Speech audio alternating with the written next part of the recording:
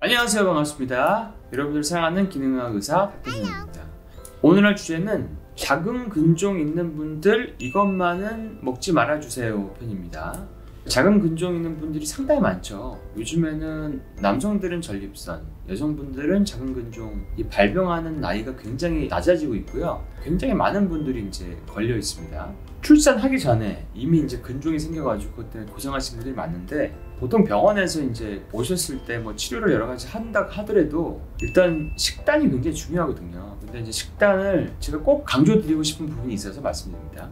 작은 근종에 대한 연구가 많이 이루어졌는데, 그 연구들을 보면은 비만한 분, 그 다음에 GI 수치가 높은 음식을 먹는 분들, 이런 분들이 근종이 잘 생기고 잘 없어지지 않는다고 되어 있습니다. 이런 연구가 이제 이루어져 있는데요. 2017년 논문에 나와 있는데, 복부 비만이 좀 있고 내장 지방 많은 분들, 여성을 한번 쭉 검사를 해보니까 이분들은 작은 근종이 있으셨어요. 근데 이분들은 HDL, 좋은 콜레스테롤도 낮고, 산화된 LDL, 나쁜 콜레스테롤도 높고, 내장 지방도 많고. 그때 결론이 어떻게 났냐면, 이런 내장 지방으로 인한 만성 염증이 작은 근종을 유발하는 것과 연관이 된다고 되어 있습니다. 그 다음에 현대 사람들 몸에는 환경 독소가 굉장히 많거든요. 제초제, 벤젠, 프탈레이트, 다이옥신, 무슨 이런 물에 녹지 않는 그런 지용성 환경 독소가 사실은 유방의 혹이나 근종, 난소의 혹 뭐 이런 것들의 연관이 굉장히 큰데, 이런 것들이 사실 지방 조직에 침착이 되어 있습니다. 그러니까 이런 지방을 빼는 데 성공을 하면 자궁 내막 두께도 얇아지고 근종도 줄는 분들이 많습니다. 왜냐하면 그럼 환경독소가 많이 나갔기 때문에 그렇죠. 그러니까 지방세포에서 환경독소들을, 그러니까 환경 에스트로겐을 마구 분비를 하는 거죠. 근데 병원을 다니면서도 이런 식단을 관리하지 않은 분들은 근종을 갖다가 치료하는 게 사실 쉽지가 않습니다. 그러니까 여러분들 이거를 잘 기억해 주시고요. 나의 만성 염증의 원인이 나의 내장 지방에 있다는 거를 꼭 기억해 주시기 바랍니다. 이런 연구는 굉장히 많이 되어 있습니다. 그러면 GI 수치가 높은 식단과 근종의 연관성에 대해서 제가 말씀드렸는데, GI 수치는 뭐냐면은 혈당을 빨리 올리는 음식을 이제 수치를 100으로 보는 거예요. 특히 이제 포도당 100g을 먹었을 때 혈당 상승 속도를 100으로 보고, 각 음식을 100g을 먹었을 때 상승하는 속도를 수치를 만든 거죠. 수치가 높은 걸 좀 말씀드려 볼게요. 바게트 빵이 93입니다. 그 다음에 쌀밥이 92, 도너츠가 86, 감자가 85, 옥수수가 75, 라면이 73, 팝콘이 72, 카스테라 79, 보리밥 66, 뭐 이런 식으로 지금 제가 말씀드린 음식들이 되게 높죠. 그러니까 이런 GI 수치가 높은 음식들을 먹었을 때는 내가 근종을 더 크게 만들 수 있는 생활 습관을 하고 있는 거구나, 이렇게 생각하셔야 되고요. 그리고 GI 수치를 올리는 음식을 먹었을 때는 우리 몸에 5알파 리덕타제라고 하는 효소를 자꾸 활성화되게 만듭니다.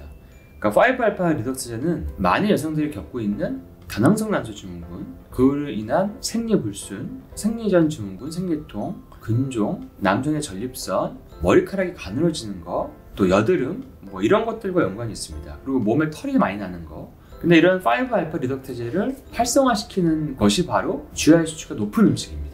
근데 GI 수치가 높은 음식을 좀 여러분이 쉽게 배워보시고 싶으시면, 제가 예전에 닥터 처방전이라는 이름으로 활동할 때 듣기만 해도 살 빠지는 노래라고 하는 노래를 만들어서 올린 적이 있어요. 유튜브에 검색하면 나옵니다. 아니면 배경으로 지금 깔아드릴게요. 칼로리가 같은 음식 중에도 더 살찌는 것이 있어. 빵과 떡과 과자 이런 음식들은 살찌는 지름길. 식빵보단 통밀빵을, 쌀밥보단 보리밥을, 파인애플보다는 딸기나 배가 좋아. 커피는 블랙으로, 우동보단 메밀국수, 바나나보다는 사과나 귤이 더 좋아. 혈당을 많이 올리는 음식은 지방으로 많이 가죠. 혈당 지수 보고 낮은 음식들을 골라 먹어요.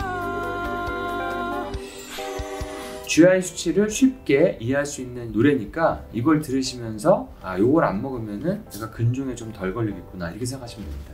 GI 수치가 높은 음식을 먹으면 인슐린을 올리는데 인슐린이 적당히 나오면은 포도당을 운반해서 혈관을 확장시키고 뭐 여러 가지 에너지를 만드는 걸로 쓰이는 거고요.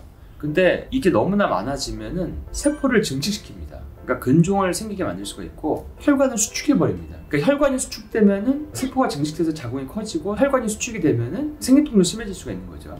그래서 이런 안 좋은 경로로 인슐린이 작용을 하게 되면은 심혈관계 증상도 나타날 수 있고 나이가 들면은 혈관을 수축시키고 심박출량을 늘려야 되고 그러면 혈관의 압력이 올라가고 신장에서 나트륨을 계속 재흡수하게 되고 그래서 혈압이 올라가고 이런 게 이제 자궁 평활근에 작용을 하면 자궁의 이제 근육이 비정상적으로 커지게 되고 근종을 유발하게 되고 과도한 수축으로 통증을 유발하게 됩니다.